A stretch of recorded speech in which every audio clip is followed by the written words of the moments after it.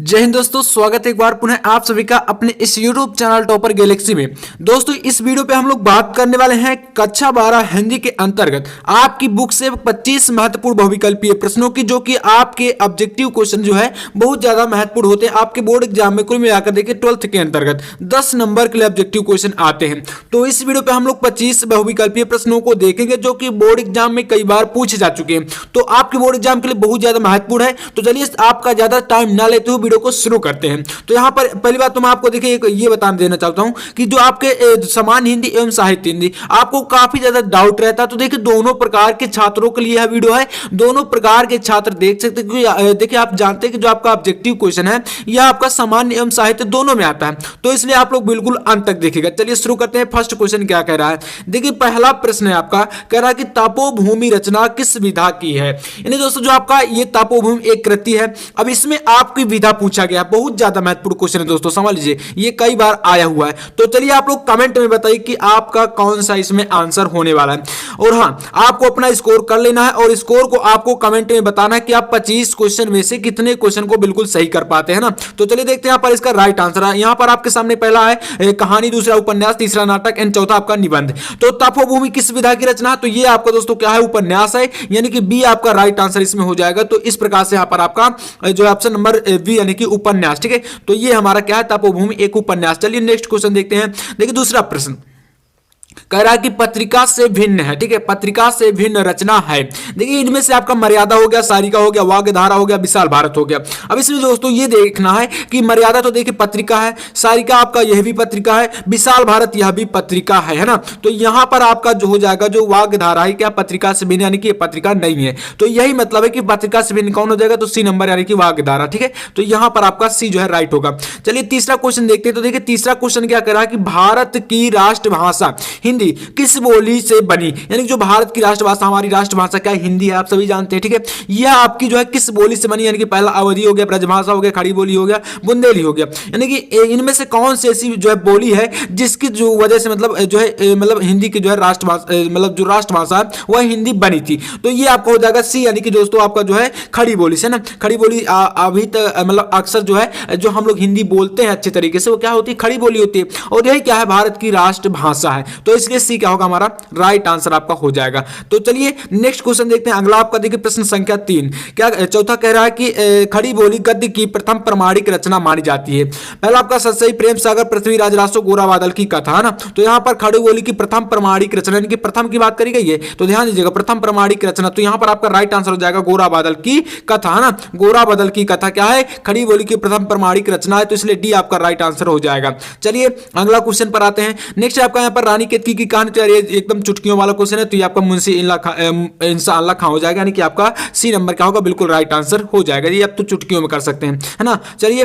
अगला देखते हैं। यहाँ पर प्रश्न संख्या 6 क्या कह रहा है कि क्या भूलूं क्या याद करूं, किस विधा की रचना। तो यह भी आपका बहुत ही बार आया हुआ है, बहुत ज्यादा महत्वपूर्ण है और बहुत ज्यादा आसान भी है। तो यहाँ पर आपका किस विधा की रचना है, तो ये आपका देखिए हरिवंश राय बच्चन जी की जो है क्या है, आत्मकथा है। यानी कि आपका पहला क्या होगा, ऑप्शन नंबर ए हमारा बिल्कुल राइट आंसर हो जाएगा। तो यहाँ पर जो है क्या भूलूं क्या याद करूं क्या है, आत्मकथा है। ध्यान दीजिएगा किसकी है, तो डॉक्टर हरिवंश राय बच्चन जी के हैं। चलिए नेक्स्ट क्वेश्चन देखते हैं। प्रश्न संख्या 7 कह रहा है कि हिंदी गद्य साहित्य के जनक माने जाते हैं प्रताप नारायण मिश्र, भारतेंदु हरिचंद, श्याम सुंदर दास और जयशंकर प्रसाद। तो देखिए हिंदी साहित्य यानी कि साहित्य शब्द आया, ध्यान दीजिएगा, एक वर्डों को समझना बहुत ही अच्छे तरीके से, यही आपकी पहचान होती है ना। तो यहां पर आपका राइट आंसर कौन सा होगा, तो यहां पर हो जाएगा ऑप्शन नंबर बी, यानी कि भारतेंदु हरिचंद जी को क्या कहते हैं, तो ये हिंदी साहित्य के जनक माने जाते हैं, यानी कि ऑप्शन बी आपका बिल्कुल राइट आंसर हो जाएगा। तो चलिए अगला प्रश्न देखते हैं। पर प्रश्न संख्या 8 क्या कह रहा है, समझिएगा थोड़ा सा। कह रहा है कि हिंदी गद्य का विकास हुआ, ठीक है, आदि काल में, भक्ति काल में, रीति काल में, आधुनिक काल में। तो हिंदी गद्य यानी दोस्तों आपको पहली बात तो देखिए गद्य और पद्य में आपको फर्क पता होना चाहिए, है ना। तो हिंदी गद्य की बात करी गई है, तो इसका जो विकास हुआ था वह किस मतलब काल में हुआ था या किस समय हुआ था, तो यहां पर यह बताना है क्वेश्चन में। तो इसका राइट आंसर क्या हो जाएगा, आपका आधुनिक काल, है ना। तो हिंदी गद्य का विकास कब हुआ, तो ये आपका आधुनिक काल हो जाएगा ना। तो इसका आपका जो है डी यानी कि बिल्कुल राइट आंसर हो जाएगा। इसका देखिए आपका 9वां प्रश्न क्या कर रहा है कि ब्राह्मण पत्रिका के संपादक तो यार प्रताप नारायण मिश्र, यानी कि ऑप्शन बी आपका बिल्कुल राइट आंसर हो जाएगा ना। तो चलिए अगला क्वेश्चन देखते हैं, प्रश्न संख्या 10 क्या कह रहा है कि हिंदी का प्रथम यात्रा वृत्त है या यात्रा वृतांत। तो सरयू पार की यात्रा, परीक्षा गुरु, कलम का सिपाही, पथ के साथी, तो इनमें से राइट आंसर कौन सा हो जाएगा। तो यहां पर आपका राइट आंसर हो जाएगा ऑप्शन नंबर ए, यानी कि सरयू पार की यात्रा। ये क्या है, हिंदी का प्रथम यात्रा वृतांत है, यानी कि आपका ऑप्शन नंबर ए बिल्कुल राइट आंसर हो जाएगा। तो चलिए भाई साहब नेक्स्ट क्वेश्चन पर आते हैं। अगला प्रश्न देखिएगा, कह रहा कि भारतीय युग के लेखक हैं, ठीक है, प्रताप नारायण मिश्र, बलराम वृक्षवेणीपुरी, वियोगी हरि राम विलास शर्मा।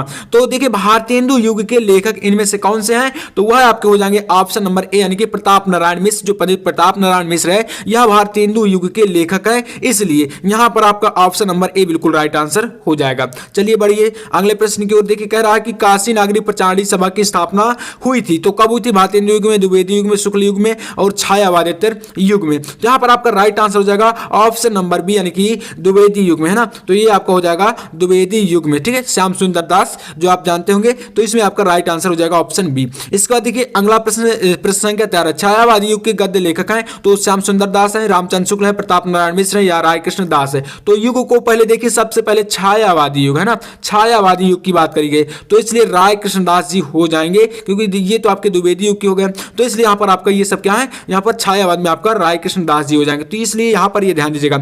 इसके बाद देखिए 14 नंबर प्रश्न क्या कर रहा है कि आचार्य महावीर प्रसाद द्विवेदी जो है उन्होंने सरस्वती पत्रिका का जो संपादन है वह कब आरंभ किया था, 1903 से या सन 1920 से, सन 1925 से, सन 1947 से। तो यहां पर राइट आंसर हो जाएगा 1903 ईस्वी से, यानी ऑप्शन नंबर ए क्या होगा, बिल्कुल हमारा इसमें राइट आंसर हो जाएगा, तो ऑप्शन ए 1903 ईस्वी, है ना, ध्यान दीजिएगा। इसके बाद देखिए 15 नंबर प्रश्न कह रहा है कि भारत की एकता के रचनाकार हैं। अब देखिए इसको मैंने बताया था जो भारत की एकता है, इसके रचनाकार कौन है, तो यहां पर जैसे एक बार ऐसा ऑप्शन आया था जिसमें आपका डॉक्टर राजेंद्र प्रसाद है ना, तो इसमें आपका ऑप्शन तो है नहीं, तो इसलिए आप ध्यान दीजिएगा। यहां पर अगर ऐसे क्वेश्चन आते हैं जैसे बालकृष्ण भट्ट, हजारी प्रसाद द्विवेदी, वासुदेव शरण अग्रवाल, धर्मवीर भारती, तो इसमें आपका जो राइट आंसर हो जाएगा वो आपका होगा वासुदेव शरण अग्रवाल, यानी कि ऑप्शन सी, ठीक है। तो यहां पर भारत की एकता की कृति के रचनाकार कौन है, तो वासुदेव शरण अग्रवाल, यानी ऑप्शन सी आपका बिल्कुल राइट आंसर हो जाएगा। चलिए देखिए अगला प्रश्न क्या कर रहा है, प्रश्न संख्या 16 के विष्णु प्रभाकर द्वारा रचित आवारा मसीहा किस प्रसिद्ध लेखक की जीवनी है। अब आपने पढ़ा होगा कि जो आवारा मसीहा है ना, आवारा मसीहा ये क्या है, एक प्रकार से जीवनी है, इसकी विधा तो आपकी जीवनी होगी, आप जानते हैं। इसके राइटर कौन है, तो विष्णु प्रभाकर है, ये भी ठीक है। लेकिन दोस्तों ये आपको शायद आप में से काफी सारे बच्चों को पता भी होगा, तो यहां पर काफी सारे बच्चों को पता भी नहीं होगा, तो यहां पर ये बताना कि जो आवारा मसीहा ये किसके ऊपर लिखी गई है, क्योंकि देखिए जीवनी क्या होती है और आत्मकथा होती है।